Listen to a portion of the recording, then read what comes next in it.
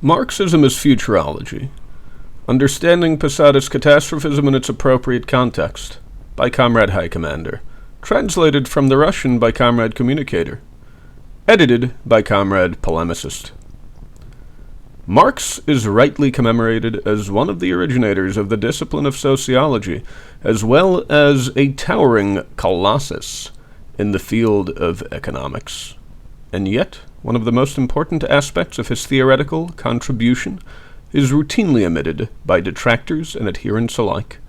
The entire Marxist project may be defined as the collection and analysis of data for the purposes of predicting the next revolutionary crisis, followed by the essential task of figuring out just how this crisis may be utilized in order to advance the cause of world proletarian revolution.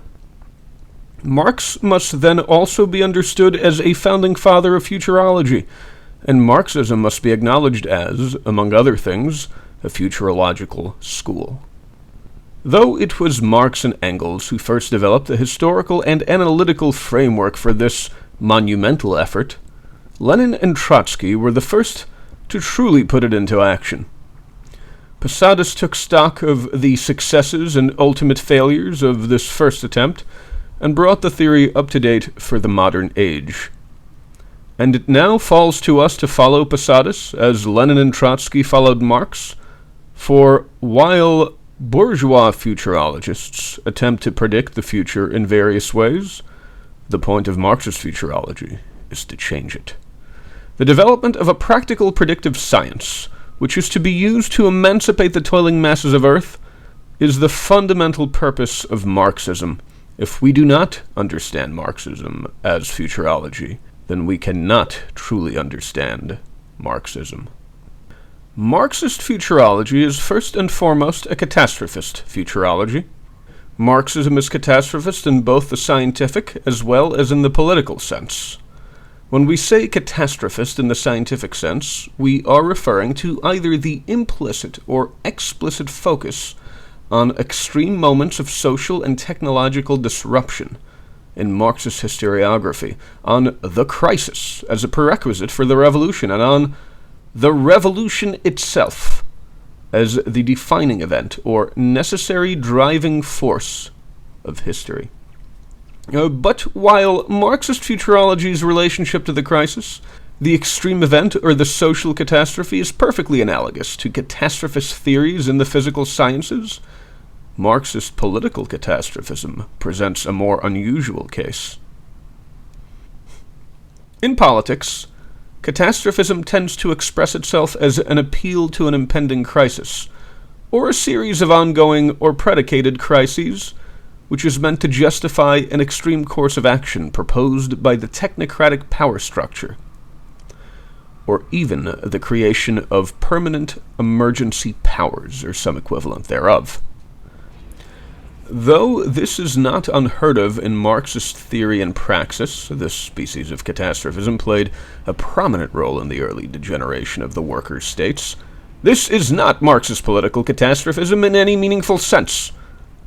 Marxist political catastrophism distinguishes itself by its eminently optimistic and direct nature, while we have never forgone an opportunity to point to the failures and contradictions within the capitalist system on which any given social crisis is predicated.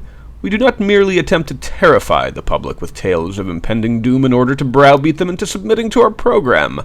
Quite to the contrary, the greatest successes of the proletarian movement have always come about due to the intelligent and well-organized utilization of the conditions created by the crisis itself. We do not simply seek to use the idea of the crisis, but the very material of the crisis itself, which we understand to be the very vital stuff of history to achieve our ends. We do not use the anticipation of the crisis to sow fear, but instead prepare to use the crisis itself as a revolutionary weapon. In this sense, our political catastrophism is reactionary political catastrophism turned on its head. The fundamental questions of Marxist catastrophism form the basis of bitter disputes within the socialist movement. What constitutes a revolutionary crisis? Are we in the midst of one now? What is the task of the proletarian militant during non-revolutionary times? Some define the revolutionary crisis so specifically as to define it right out of existence, while others see a potential breaking point lurking behind every municipal election or burning dumpster, projecting a revolutionary mirage that is always imminent, but always just out of reach. But we must move beyond mere factional squabbles and examine these vital questions scientifically. We must understand that the revolutionary potential of any crisis within the current system must be gauged according to both the geographical scope of the crisis, as well as its depth or severity. The First World War was a crisis within capitalism, the geographical scope of which encompassed the major European imperialist powers of the time, as well as the Ottoman Empire. The depth of the crisis created by the war, however, differed from country to country, and since our subject is specifically the proletarian revolution, we must consider a third vital factor: the state of the proletarian movement within each specific country. We all know how this international revolutionary crisis panned out. It was a near thing in Italy, Germany, and Hungary, while revolutions of national independence in Egypt, Sudan, Ireland, and Malta struck a blow against British imperialism. And both the Ottoman and Austro-Hungarian empires collapsed. But it was only in the Russian Empire, where the socialist movement was as strong, advanced, and deeply rooted as it was anywhere else in the world, that the severity of the crisis was certainly greatest, that a worker state was successfully established. The lessons of the great Soviet experiment are manifold, but perhaps the most important of these is that socialism in one country is not a sustainable goal, even if that one country is as vast and rich in natural resources and human ingenuity as the Soviet Union. It then stands to reason that in order to spark a revolution that will have any chance whatsoever of creating world communism, we first need an international crisis that is felt as deeply all across the globe as the destabilizing effects of the First World War were in the Russian Empire, and we will most likely need a world socialist movement that is as strong, advanced, and deeply rooted as the Russian one was in 1917. It would seem at first glance that we are in the camp that has defined the revolutionary crisis out of existence, but nothing can be farther from the truth. Juan Posadist, Argentinian socialist and leader of the Fourth International in South America, infamously pointed to an imminent global crisis that not only meets these requirements, but, in order to compensate for the atrophied state of the international socialist movement, actually exceeds them. Because of this, Posadist and his adherents have been pilloried as advocates for global nuclear war. This is the equivalent of accusing Lenin of having been a supporter of the imperialist world war, and using his revolutionary defeatism as the sole basis of the charge. Because that is the true nature of Posadist's nuclear realism. It is nothing more and nothing less than a reinvention of Lenin's revolutionary defeatism for the atomic age. Both Lenin and Posadist assessed the stark material circumstances that history had placed before them and asked themselves, how can this be used to advance the cause of revolutionary communism? And yet, whenever a Posadist walks into the room, it is as if the Red Death has arrived at the masquerade. The terrestrialist Trotskyist, who had just started lecturing some anarchists about the revolutionary necessity of the suppression of the Kronstadt Soviet, suddenly falls silent. The Stalinist, who was just about to start lecturing the Trotskyist about the revolutionary necessity of the Great Purge, cries out in shock. We hear the old refrain up and down the line, revolution is no rose garden. But any discussion of the revolutionary potentialities of the nuclear war is beyond the pale. Why? Well, why else? Because it makes their roses wilt. The violent reaction that our ideas elicit from the terrestrial leftists are nothing more and nothing less than the result of a recognition, conscious or unconscious, that Posadist has simply resolved a major contradiction within their own doctrines, and they are as terrified of the very fact of their resolution as they are of its nature. This is a necessary question, though, and a question that must be answered. Can socialism really be built amidst the extreme conditions of the atomic post-apocalypse? This is the great paradox of every revolutionary socialist project. The very same extreme conditions that sufficiently weakened the czarist state in order to create a revolutionary opening did not immediately disappear after the Bolsheviks took power. And these conditions did indeed make building a socialist society that much more difficult. And it was not the presence of these extreme conditions, but their geographically uneven distribution that allowed the revolution to be contained. If the post-war situation in the other imperialist powers more closely resembled the total and utter collapse of Russia, it is very likely that the revolution would have been global in scale. It can be said that Soviet socialism was a rose that bloomed on radioactive soil. The Civil War, the Great Famine, the suppression of the other revolutionary socialist parties, the suppression of the right and left oppositions, the Cheka, the Gulag, the purges, the witch hunts, the brutalization of the peasants, the Ukrainian and Kazakh forced famines, the pact with Hitler, the anti-Semitic campaigns, the Second World War, Soviet ethnic cleansing in Crimea and the Caucasus. Disaster followed upon disaster, atrocity on atrocity. Whether we call these unavoidable tragedies, revolutionary necessities, unfortunate missteps, suicidal incompetence, or outright crimes against humanity, it is undeniable that each and every one of them not only made building socialism more difficult, but also made the socialist society that was being built uglier and uglier. But comrades, we have never claimed that actually existing post-apocalyptic socialism will be pretty. We freely admit that it may well be even more hideous than any of its predecessors. Our claim is simply that only socialism can save humanity after the oceans rise and the bombs fall, and that no one, other than Posadist himself, has yet proposed any other path to world socialism that stands up against the parameters that have been established by history itself. The left accelerationists have come closest, but they are, in their own way, even farther from the mark than the rest. The accelerationists propose that the global crisis that will bring an end to capitalism is capitalism itself. They believe that technological developments, specifically in the field of artificial intelligence, will make the capitalist mode of production obsolete. This is falsified, however, by the simple fact that even under the current mode of production, scarcity is largely a social construct. The global economy has already developed the capacity to feed, clothe, and otherwise care for the entire human population some time ago. And yet the most abject privations in all of these areas persist on a vast scale.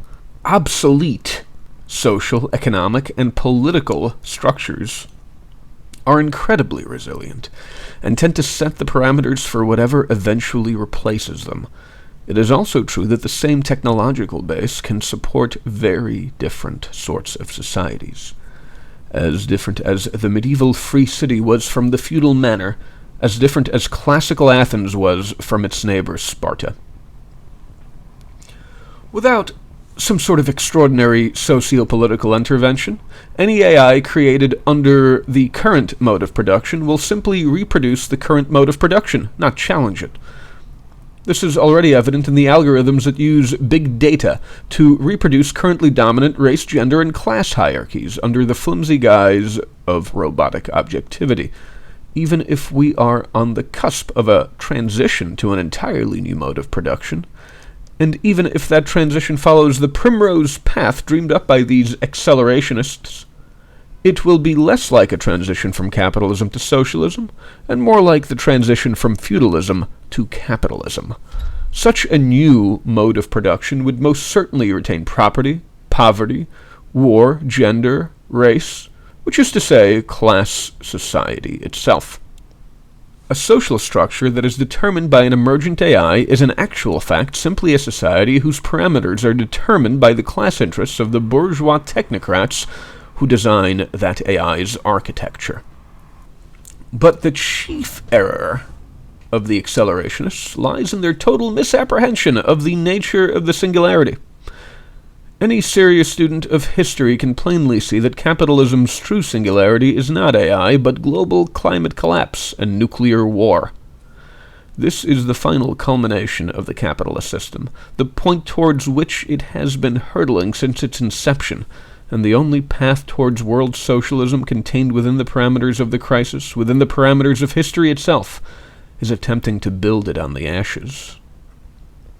It is with no trace of triumph that we declare that socialism or barbarism is dead.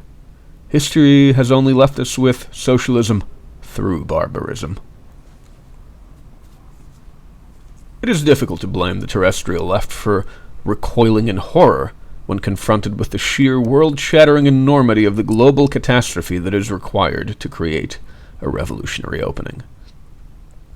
This intellectual retreat is not all that different from the Social Democrats' final split from the revolutionary socialist movement in the aftermath of the Russian Revolution. The Social Democrats were the first to turn away from the revolutionary path once they fully understood the horrors that revolution entailed. This not entirely unsympathetic cowardice was, however, coupled with something far more sinister, a deeply held conviction, either implicit or explicit, that bourgeois actors working through bourgeois institutions are more trustworthy stewards of the socialist project than the toiling masses, and this error has been replicated by subsequent evolutionary revisionists, such as the left accelerationists, whose doctrine transfers the mantle of the revolutionary class onto the technocratic bourgeoisie.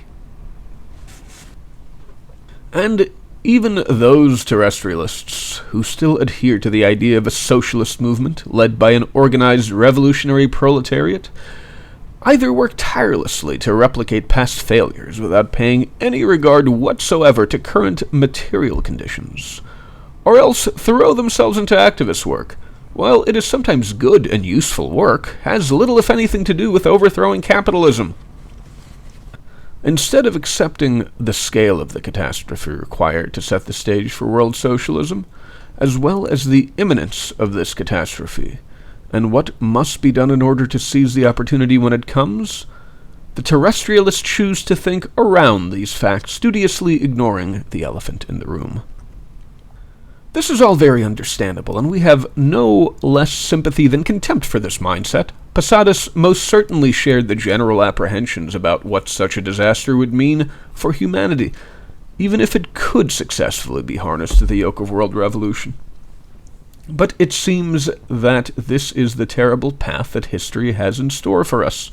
So Posadist asked himself, what if the solution could be found outside of history?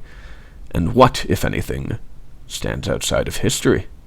Comrade Posadist found his answer one night, hovering in the far distance over a moonlit sea.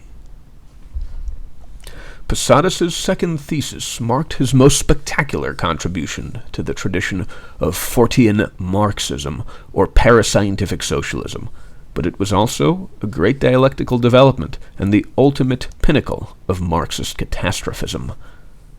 Like the scientist hero who saves the world in the nick of time in a science fantasy serial, he discovered a path to overthrowing capitalism that did a complete end-run around the very same horrific historical inevitability that he himself had famously articulated. History had charted our way to world socialism through a desolate hellscape. But what if there was a force outside of history? The accelerationists now posit AI as such a force. And though we have demonstrated that this premise is patently ridiculous, we must give credit where credit is due. At least they acknowledge that Posadist was correct about the necessity of finding help from outside. What Posadist introduced into the Marxist canon was a genuine outside force, a massive catastrophe that would burn away the flotsam and jetsam of capitalist social relations, leaving human beings unscathed. What Posadist proposed can be seen as a sort of reverse neutron bomb. Full proletarian contact with the flying saucers. The revolutionary vanguard that stands outside of history.